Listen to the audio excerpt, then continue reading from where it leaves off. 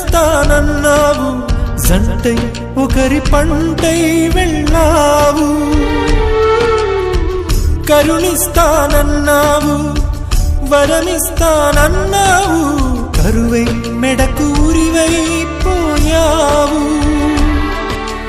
దేవతలోనూ ద్రోహం ఉందని తేలిపావు, దీపం కూడా దహిస్తుందని తేల్చావు.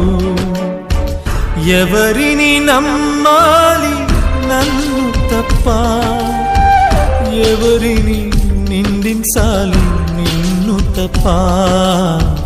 నువ్వంటే ప్రాణమని, నీతోనే లోకమని, నీ తోడే లేకుంటే బ్రతికేది ఎందుకని ఎవరికి చెప్పుకోను.